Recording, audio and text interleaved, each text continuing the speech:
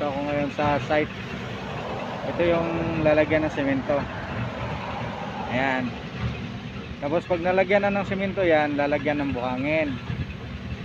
Tulad ng ginagawa nila, oh. Yan.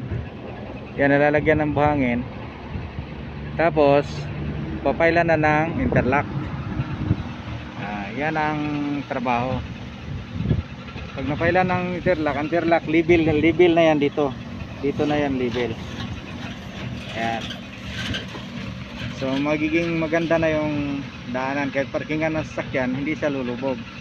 Bakit? Meron siyang simento sa ilalim ng buhangin. Yan, kagaya ng ginagawa nila. Ayan, kagaya ng ginagawa nila. Nilalagyan ng buhangin. Pero nalagyan na namin ng simento ilalim niyan. Lahat na yan ay